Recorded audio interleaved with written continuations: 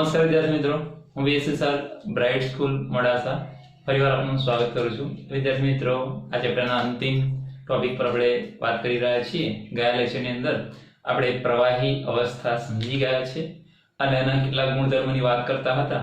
અને એમાંનો પહેલો ગુણધર્મ પૃષ્ઠ દબાણની સમજૂતી મેળવી ચૂક્યા છે.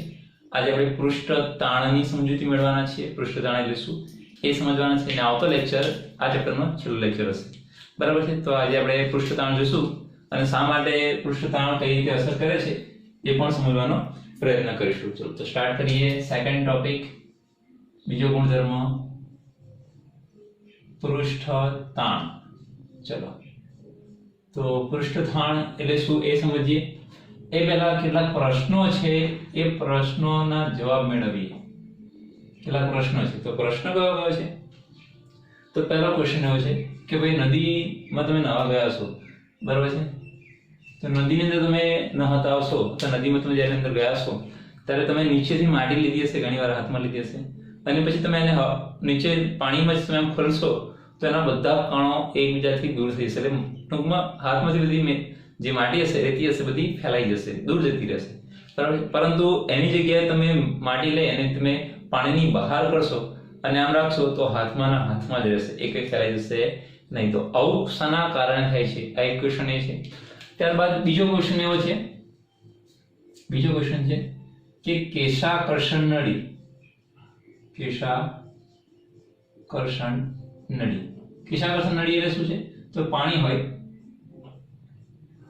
એની અંદર કેશાકર્ષણ નળી મૂકીએ તો એની અંદર ઓટોમેટિક પાણી ઉપર ચડે, અથવા પાણી ઉપર હોય તો ઓટોમેટિક નીચે ઉતરે. તો શા માટે કેશાકર્ષણ નળીની અંદર ઓટોમેટિક પાણી ઉપર ચડે છે અથવા ઓટોમેટિક નીચે ઉતરે છે? આ એક બીજો ક્વેશ્ચન છે. ત્રીજો ક્વેશ્ચન, દાખલા તરીકે હું કોઈ વસ્તુ પર પાણી છાંટું, તો શા માટે એની સપાટી ભેજવાળી થઈ જશે?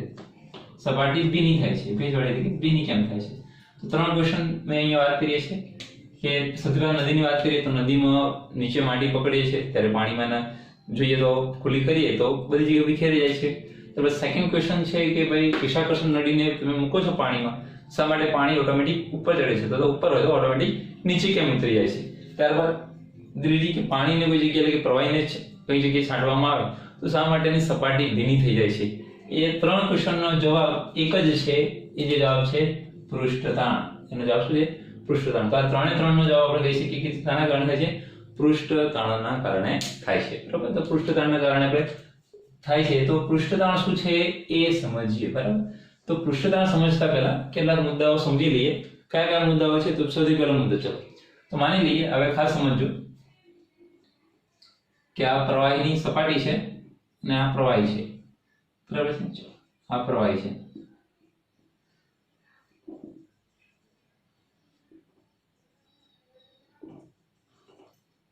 આ પ્રવાહી છે. પ્રવાહીની અંદર પ્રવાહીમાં રહેલા આ હું દોરું છું એ એના ઘટક કણો છે, પ્રવાહીના ઘટક કણો. આનું આંતરઆણ્વીય આકર્ષણ બળ આની બાજુ હશે, આનું આંતરઆણ્વીય આકર્ષણ બળ આની બાજુ હશે, નીચે હશે, આ બાજુ હશે, આ બાજુ હશે, આ બાજુ હશે.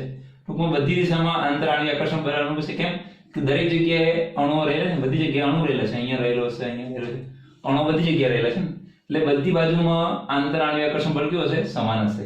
એટલે લખી દો કે પ્રવાહીમાંના અણુઓ વચ્ચે આંતરઆણ્વીય આકર્ષણ બળ કેવું હોય છે? બધી બાજુ સમાન હોય છે, બધી બાજુ સમાન હોય છે, બરાબર. આ પ્રવાહીની અંદર વાત કરીએ કે પ્રવાહીની અંદર જે ઘટક કણો હશે એનો આંતરઆણ્વીય બધી દિશામાં સમાન હશે. હવે વાત કરીએ એની સપાટી પર. તો એની સપાટી પર અણુઓ રહેલા છે, એના સપાટી પરના અણુઓ છે. તો એની ઉપર તો અણુઓ છે, એની ઉપર છે. આની બાજુ થોડું ઘણું આકર્ષણ હશે, આની બાજુ થોડું ઘણું આકર્ષણ હશે, આની બાજુ આકર્ષણ હશે, આની બાજુ આકર્ષણ એકબીજા તરફ છે. પણ સૌથી વધારે આકર્ષણ બળ ક્યાં હશે? નીચેની તરફ, કારણ કે અણુઓ વધારે છે. એટલે ક્યાં જવાનો પ્રયત્ન કરશે? બધા નીચેની તરફ જવાનો પ્રયત્ન કરશે. બધા ઘટક કણો ક્યાં જવાનો પ્રયત્ન કરશે? નીચેની તરફ. એટલે સપાટી પરના અણુઓ જે છે, સપાટી પરના અણુ અથવા ઘટક અણુ ક્યાં? નીચે તરફ આંતર આણ્વીય આકર્ષણ બળ ધરાવે છે, હે ને? આવું હોય ને, સપાટી પર અણુ અહીં ક્યાં જશે? નીચે તરફ જવાનો પ્રયત્ન કરશે. આ અણુ ક્યાં? બધી બાજુ સમાન દિશામાં છે, પણ સપાટીના જે અણુ હશે એ સપાટીની ઉપર અણુ નથી, તે બધી દિશામાં જઈ શકે. એટલે એની ઉપર અણુ નથી એટલે કઈ બાજુ? નીચેની તરફ આવવાનો વધારો એ કરશે. બરાબર? તો આ એક સમજૂતી છે પ્રવાહીની અંદર. હવે ખાસ સમજીએ. તો આ એક બાબત સમજી ગયા કે ભાઈ પ્રવાહીની અંદરના ઘટક કણો છે એ બધી દિશામાં સમાન આંતરાણુ આકર્ષણ બળ લગાવશે. જ્યારે સપાટી પરના જે છે પ્રવાહીની સપાટી હશે ઉપર, એ શું કરશે? તો નીચે તરફ આકર્ષણ બળ અનુભવશે. હવે જે પ્રવાહી જે છે, આખું પ્રવાહી છે, એ પ્રવાહીનું લક્ષણ શું છે? તો પ્રવાહીનું લક્ષણ શું હોય છે? સમજો પ્રવાહીનું લક્ષણ શું છે. તો પ્રવાહીનું લક્ષણ એવું હોય છે કે તેમની સપાટી પરનું ક્ષેત્રફળ ઓછું કરવાનું લક્ષણ ધરાવે છે. એટલે ક્ષેત્રફળ એટલે આ અણુઓને નીચે તરફ લઈ જવાનો ગુણધર્મ ધરાવે છે. એટલે સપાટી પરના સપાટીનું ક્ષેત્રફળ ઓછું કરવાનો ગુણધર્મ ધરાવશે. એટલે પ્રવાહીનું કામ શું છે? પ્રવાહી શું કરવાનો પ્રયત્ન કરશે? તો જેના ઘટક કણો છે સપાટી બનાવીને તેને નીચે તરફ ખેંચવાનો પ્રયત્ન કરશે. નીચે તરફ ખેંચવાનો પ્રયત્ન કરશે એટલે આનું ક્ષેત્રફળ ઘટાડવાનો ગુણધર્મ કોનો છે? એ પ્રવાહીનો છે. એટલે પ્રવાહીનો ગુણધર્મ શું? તો સપાટીનું ક્ષેત્રફળ ઓછું કરવાનું હોય છે. એટલે ઓછું કરવાનું હોય ત્યારે શું થશે? તો એ અણુઓને નીચે તરફ ખેંચવાનો પ્રયત્ન કરશે. બરાબર છે? તો હવે બીજી બાબત સમજીએ. બરાબર? હવે આટલી બાબત સમજી ગયા કે અહીંયા પ્રવાહીની મધ્યમાં જે અણુઓ છે એ બધી દિશામાં સમાંતર અને સંદર્ભ છે. ત્યારે સપાટી પરના જે અણુઓ છે એ સપાટી પરના અણુઓ માત્ર કઈ બાજુ? નીચેની તરફ આંતરાણુ આકર્ષણ બળ ધરાવે છે. ત્યારબાદ આખા પ્રવાહીનો ગુણધર્મ શું છે? તો પ્રવાહી શું કરશે? સપાટી પરના જે અણુઓ છે એને નીચે તરફ લઈ જાય એનું ક્ષેત્રફળ ઓછું કરવાનો ગુણધર્મ ધરાવે છે. બરાબર છે? હવે આગળ સમજીએ. તો બેમાંથી ઊર્જા વધારે કોની હશે?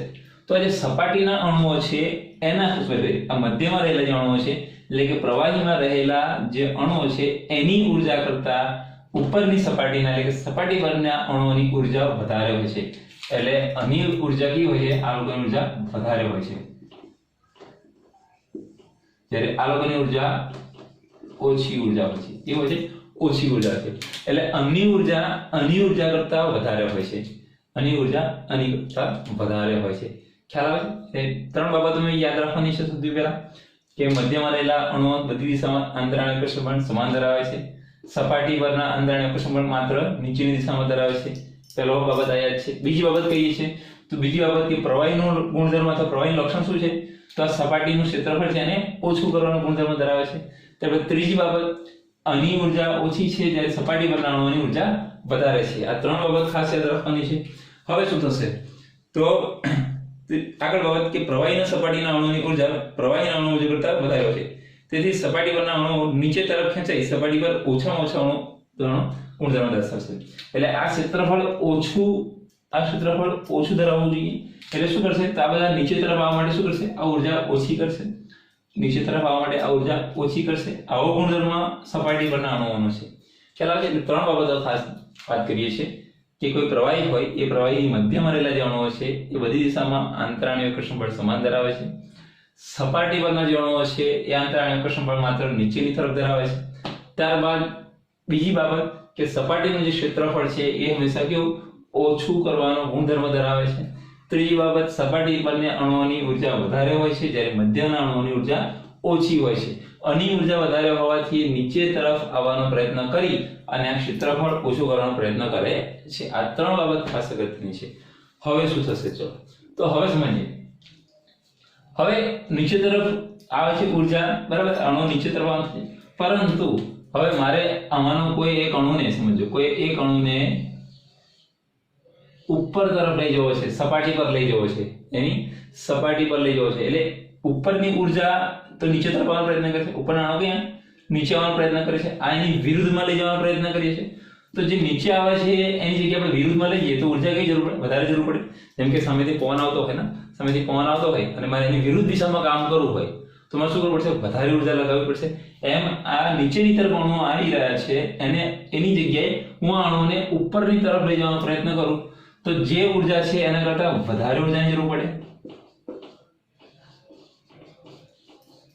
આ અણુ નીચે આવવાનો પ્રયત્ન કરે છે અને આ અણુને ઉપર લઈ જવાનો પ્રયત્ન કરું તો જે મૂળ ઊર્જા છે એના કરતા કે મારે વધારે ઊર્જાની જરૂર પડશે. વધારે ઉર્જાની જરૂર પડશે તો આ જે ઉર્જાની જરૂર પડશે એ ઉર્જાને કહેવાય સપાટી ઉર્જા. સપાટી ઉર્જા કહેવાય. શું કહેવાય? સપાટી ઉર્જા. એટલે અણુને ઉપર લઈ જવા માટે જે ઉર્જા મારે જરૂર પડશે એને શું કહીશું? સપાટી ઉર્જા કહીશું. એટલે જે આ સપાટી પરના અણુઓ છે એ નીચે તરફ આવવાનો પ્રયત્ન કરે છે, જ્યારે મધ્યમાં રહેલા કોઈ અણુને ઉપર લઈ જવાનો પ્રયત્ન કરું તો એ નીચે આવતા ઉર્જા કરતા ઉપર લઈ જવાની ઉર્જા વધારે હોય છે, જેને હું શું કહીશ? સપાટી ઉર્જા કહીશ. શું કહીશું? ને સપાટી ઉર્જા કહીશ. જેનો એકમ છે joule. Joule metre square inverse. Joule metre square inverse. એટલે સપાટી ઉર્જાનો એકમ યાદ રાખજો, joule inverse metre square inverse. બરાબર. તો આ બાબત થઈ. ફરી વાર ચર્ચા કરું છું કે પ્રવાહીના મધ્યના અણુઓને આંતરાણાકર્ષણ બળ બધી દિશામાં સમાન હોય, જ્યારે સપાટી પરના અણુઓને આંતરાણાકર્ષણ બળ ક્યાં નીચેની તરફ હોય છે. ત્યારબાદ પ્રવાહીનો ગુણધર્મ શું છે કે સપાટીનું ક્ષેત્રફળ ઓછું કરવાનો ગુણધર્મ ધરાવે છે. હવે ઓછું કરવાનો ગુણધર્મ ધરાવે છે. ત્યારબાદ ત્રીજી બાબત કે સપાટી પરના અણુઓની ઉર્જા વધારે છે, જ્યારે મધ્યની અણુઓની ઉર્જા ઓછી છે. એટલે આ અણુઓ બધા નીચે આવવાનો તરફ પ્રયત્ન કરે છે અને સપાટીનું ક્ષેત્રફળ ઘટાડવાનો પ્રયત્ન કરે છે. પરંતુ જો આપણે મધ્યમાં રહેલા કોઈ અણુ ઉપરની બાજુ લઈ જાઉં, હું નીચેથી ઉપરની બાજુ લઈ જાઉં તો જે નીચે આવતી ઉર્જા છે એના કરતા મારે કેવી ઉર્જા? વધારે ઉર્જા આપવી પડે, અને જે ઉર્જા આપવી પડે છે એને શું કહીશું? સપાટી ઉર્જા કહીશું. શું કહીશું ને? સપાટી ઉર્જા. તેનો એકમ છે જૂલ મીટર સ્ક્વેર ઇન્વર્સ. બરાબર. ચલો, તો હવે આ અણુને હું અહીંયા ઉપર લઈ જઈશ, અહીંયા ઉપર લઈ જઈશ. તો ઉપર લઈ જઈશ તો શું થશે? માનો કે અણુ ઉપર આવી જશે અહીંયા આ રીતે. એવો એનો એક અણુ હશે, એને ઉપર લઈ આવીશ તો અહીંયા થશે. અહીંયા એક અણુ હશે, એને અહીંયાથી ઉપર લાવીશ એટલે અણુ આવી જશે. તો ક્ષેત્રફળ વધ્યું કે ઘટ્યું? ક્ષેત્રફળ વધ્યું કે ઘટ્યું? વધ્યું. અણુ ઉમેરે એટલે ક્ષેત્રફળ વધારશે. તો ક્ષેત્રફળ શું થશે? વધશે. શું થશે? ક્ષેત્રફળ વધશે.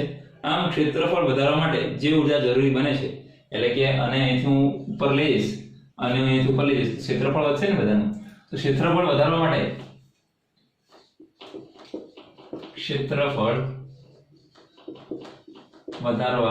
માટે જરૂરી ઉર્જાને ક્ષેત્રફળ વધારવા માટે જરૂરી ઉર્જાને આપણે શું કહીએ છીએ? સપાટી ઉર્જા કહીએ છીએ. શું કહીએ? સપાટી ઉર્જા કહીએ છીએ. ક્ષેત્રફળ વધારવા માટે જરૂરી ઉર્જાને શું કહીશું આપણે? સપાટી ઉર્જા, જેને આપણે અહીંયા વાત કરી છે. ખ્યાલ આવે છે? ચાલો, તો આ વસ્તુ આપણે વાત કરીએ છીએ.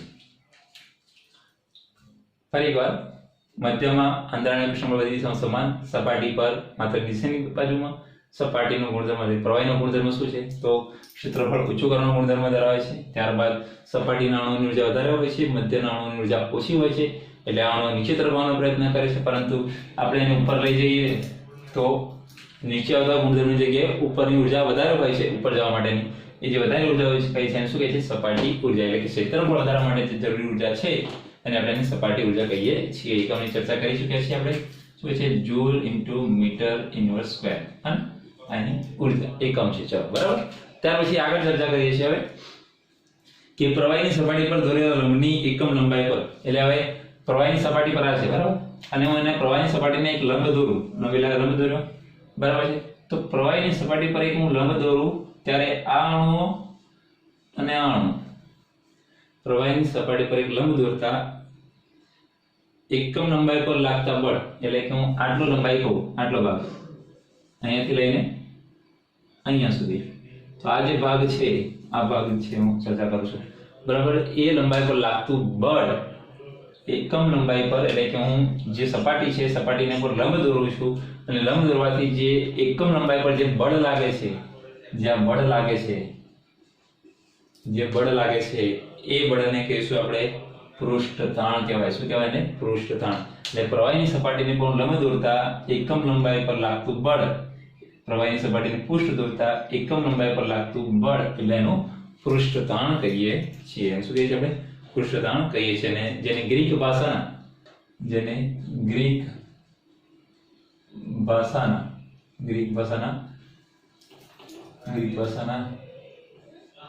ગામા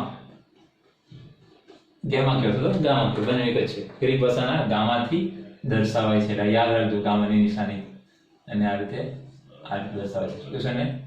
ગામાથી દર્શાવાય છે, બરાબર. ત્યારબાદ એનો એકમ કિલોગ્રામ સેકન્ડ ઇન્વર્સ સ્ક્વેર. એનો એકમ કયો છે કિલોગ્રામ સેકન્ડ ઇન્વર્સ સ્ક્વેર.